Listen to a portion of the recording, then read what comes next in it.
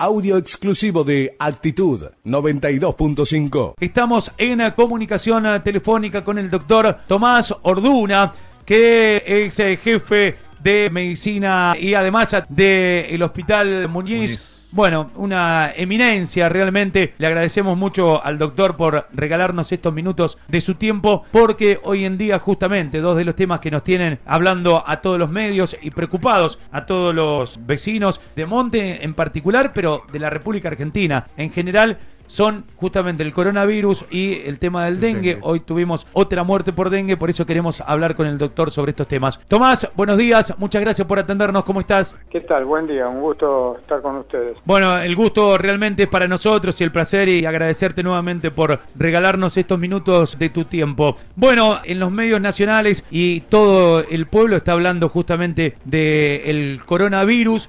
Y hay muchísimas dudas sobre esto, por eso queríamos estar unos minutos en charla con Orduna, que sabemos de la experiencia que tienen estos temas. Uno de los temas que nos tiene preocupados y que no sabemos bien qué hacer es el tema de los barbijos, por ejemplo. Tomás, ¿qué podemos decirle a la gente sobre esto? ¿Tenemos que usar? ¿No tenemos que usar? ¿Es mejor? ¿Es peor? Sí. A ver, en términos generales, la primera indicación del barbijo es para las personas que tienen síntomas. Alguien que está estornudando mucho, alguien que está tosiendo con o sin catarro, pero esto es una persona que tenga un cuadro clínico compatible con infección respiratoria. No importa cuál sea el origen de esa infección respiratoria, porque esa persona, al tener barbijo asociado siempre con una exhaustiva higiene de manos, lo que está haciendo es no trasladar su infección a otras personas. Ahora bien, ¿por qué lo usan las personas que no tienen síntomas y todo este delirio que se ha armado, digamos, se agotan los stocks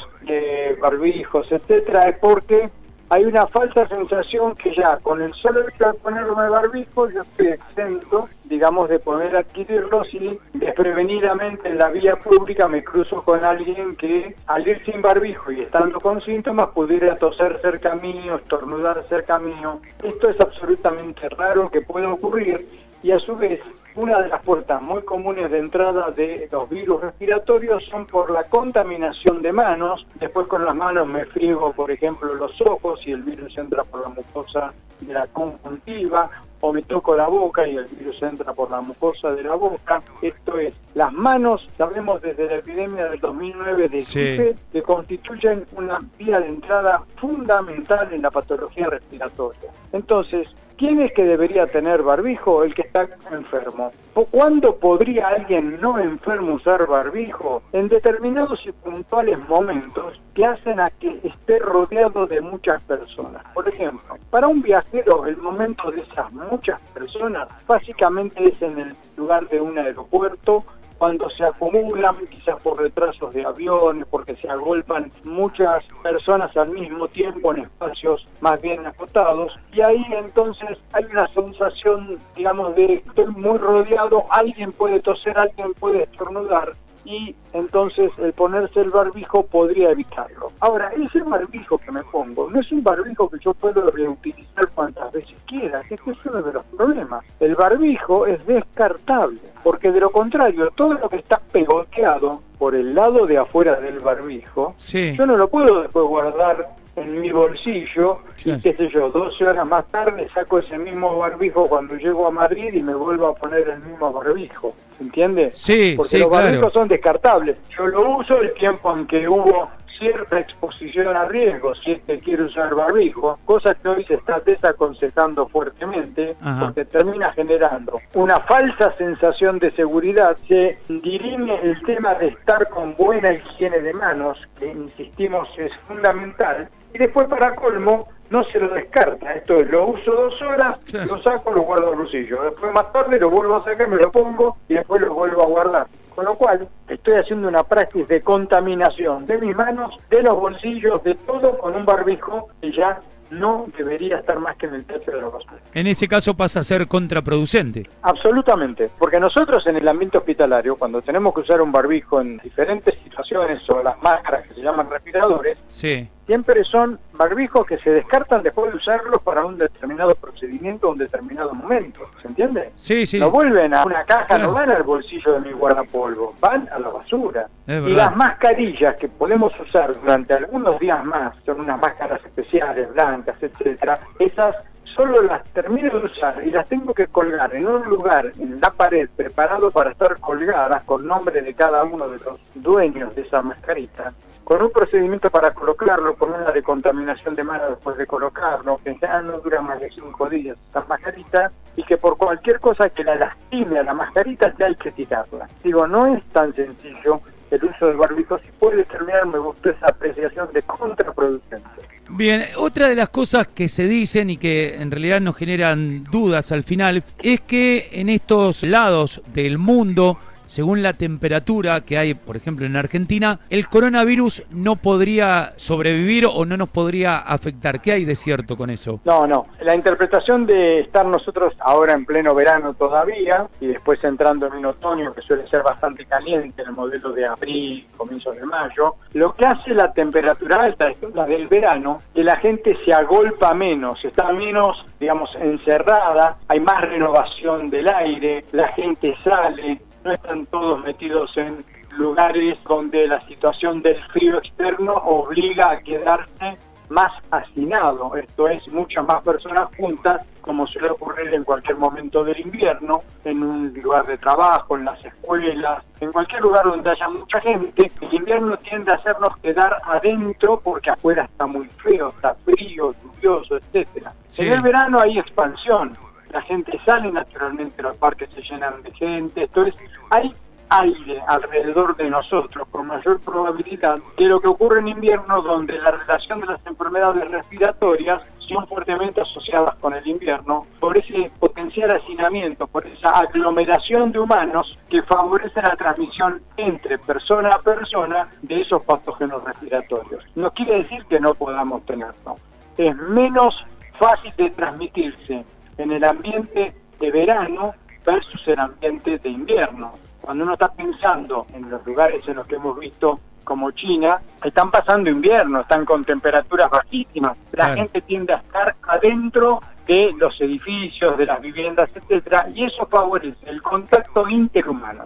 Doctor, ¿puede llegar a la Argentina? Hubo ya varios Sí, casos, claro. bueno, hoy nos enteramos de que fue descartado. Sí, pero puede llegar perfectamente, porque como tenemos no tanto el foco de China, que por suerte está siendo cada vez más controlado, Sí. aunque también hay que tener cuidado, pero ahora tenemos el foco fuerte europeo, y la relación entre Italia y Argentina, Italia y Sudamérica es muy poderosa, Claro. no solo por los aviones que vienen directamente, sino de manera indirecta. Cualquier turista que va a Europa generalmente toca 2-3 países. O sea, yo puedo tener a alguien que haya estado en Italia hace una semana y viene en realidad de un avión de Frankfurt o de París o de Madrid, porque esto es así, la posibilidad de haber estado en ese norte tan famoso, tan Claro. rico, con tantas bellezas como Florencia, Milán, Venecia, la Lombardía, todo eso, hace que nos ponga en mayor riesgo incluso que con lo que pasaba en China, por una cuestión de cercanía, livianidad en el ida y vuelta con la región, donde hay una transmisión que lleva más de 600, ahora uno va viendo cada 24 o 12 horas cómo van aumentando los casos en Italia. Ese es el foco que más nos preocupa. Después tenemos los casos aislados que han entrado ahora, como por ejemplo un caso en Brasil, que si fue bien contenido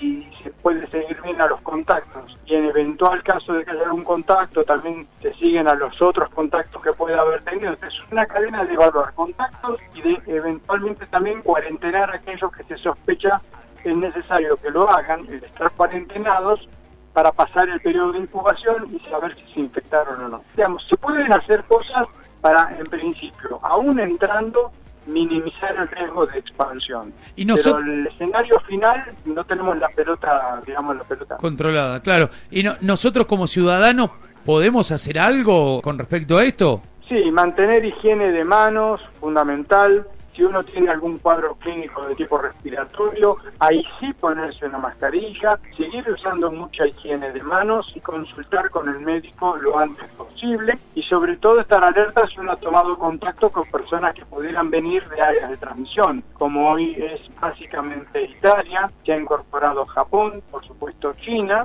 todas zonas que nos obligan a pensar en una exposición ampliada donde ya no solo quedó China, podría ser Irán también. Ajá. O Corea del Sur. ¿Qué pensás de los aeropuertos y las medidas que tomaron? Mirá, lo de la toma de temperatura es una cosa parcial, porque vos ahí lo que vas a detectar es solamente al que vaya en ese momento con fiebre, ¿sí? Va a haber varios que a lo mejor están enfermos e incluso tosiendo, pero en ese momento no tienen fiebre porque tomaron un paracetamol, por ejemplo. Y están los que pueden tener poco cuadro clínico, pero excretan virus también. Y están los que, sobre todo, no se van a detectar ahí, que son los que están en periodo de incubación, que van a empezar con el cuadro clínico, con la fiebre y todo, cuando ya estén en su casa dentro de 2, 3, 4 días. ¿Y qué medidas Yo tendría creo que que tomar fuertemente lo más importante para mí ahí es la concientización, que las personas sepan que vienen de una región, todo el tema que hablamos de Italia recién, ¿verdad? O si vinieran de Corea o vinieran de Japón, donde hay transmisión de coronavirus, entonces que tienen que tener su autocuidado,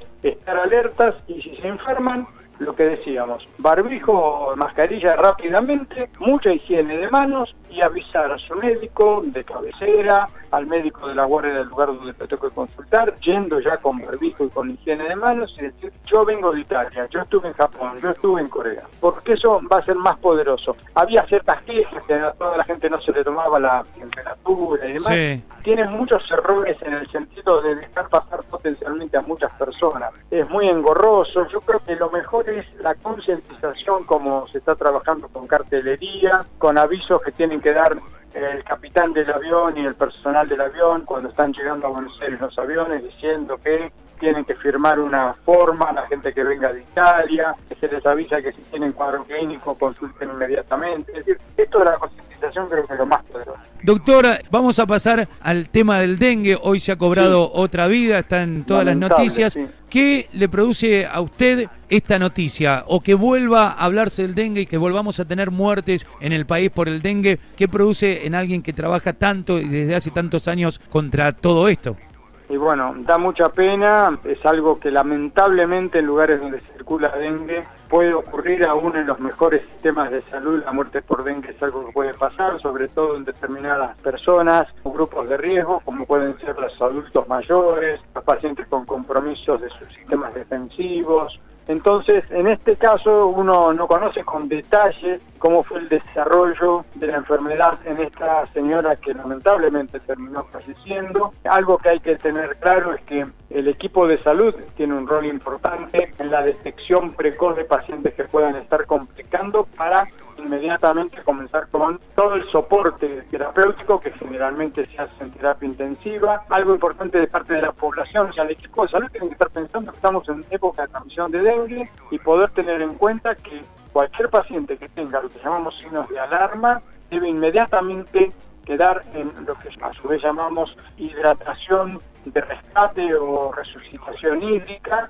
para tratar de sacarlo de esa evolución hacia el cuadro grave. Y a pesar de esto, algunas personas pueden desarrollar cuadros graves a pesar de la alerta, a pesar de la terapéutica precoz, pero es una rareza. En ocasiones, pasar hacia el cuadro grave tiene que ver con algún retraso en el diagnóstico de la enfermedad, sea por parte de alguien del equipo de salud, o sea, porque la persona ha consultado tardíamente. En apariencia, por ejemplo, el paciente que falleció, el primer paciente que falleció, Sí. llegó en muy mal estado general al hospital en el cual termina falleciendo. Entonces, hay aparentemente un retraso en la consulta. Claro. Entonces, las muertes por dengue lamentablemente pueden verse. Por supuesto que la buena respuesta de los equipos de salud y la concientización de la población hace que haya menos cantidad de muertos, pero en algunos grupos puede darse. Y concretamente entonces esto nos pone en el lugar que, si bien la inmensa mayoría de los pacientes se recuperan, lamentablemente dengue también puede matar. Esto es falta de concientización siempre, ¿no?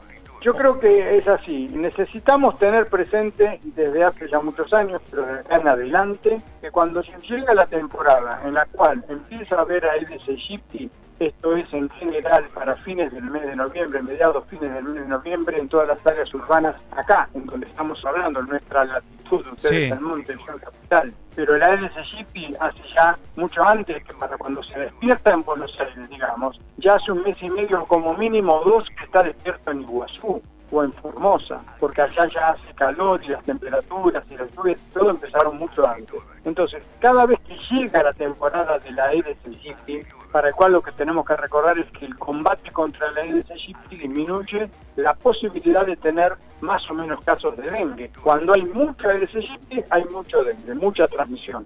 Si yo tengo poco Aedes aegypti, la transmisión disminuye fuertemente. Claro. Entonces, el combate a los sitios de reproducción de mosquito tiene que comenzar allá en el pleno invierno, cuando no hay mosquitos, cuando lo único que tengo que hacer es descacharrar, sacar todo aquello que pueda servir para que se acumule agua y que después entonces pueda generar un sitio de reproducción del mosquito para que cuando llegue a noviembre tengamos la menor cantidad posible. Ajá. Decir cero debe ser difícil, pero de la menor cantidad posible. Entonces, claro. Primero, lucha contra mosquitos. Segundo, que a partir que llegue esa época, tanto la población en general como la población médica en particular, que es la que tiene que pensar y asistir a pacientes, estamos en época de dengue, tenemos que pensar fuertemente en dengue y ponerlo en el diagnóstico diferencial de los cuadros febriles. Claro. Y también, como nos explicaba y decíamos, ser consciente uno también de cuando tiene los síntomas, acudir rápidamente al médico. Consulta inmediata. Hay algo que cuando uno escucha los síntomas, pueden ser síntomas de varias cosas, ¿no? Porque Sí, exacto. no hay un síntoma puntual. Por lo No, general en por estas eso, cosas puede... Para sí. nosotros es diagnóstico diferencial de la fiebre indiferenciada o indeterminada. Es decir, tengo fiebre, más decaimiento, dolorimiento del cuerpo o dolor de cabeza. Y ahí no sé por qué me está ocurriendo. Es una fiebre totalmente indiferenciada. No hay nada que lo caracterice para que yo diga, esto es dengue. Bien. Lo que lo caracteriza es que yo diga, estamos en época de transmisión de Claro. dengue, el paciente tiene fiebre, yo tengo que pensar y buscar a ver si no se trata de un dengue. Bien, Tomás, muchísimas gracias por estos minutos. Muy fructífero conversar y saber estos temas puntuales, porque si no se crean psicosis en las sociedades que muchas veces no tienen fundamento, más que el de la bola de nieve que se arma cuando empezamos a decir cosas que no sabemos. Por eso estamos agradecidos por estos minutos que nos has regalado. Muchas gracias. Un gusto, que tengan buen día. Escuchanos todo el día en el 92.5. Tenés actitud, tenés radio.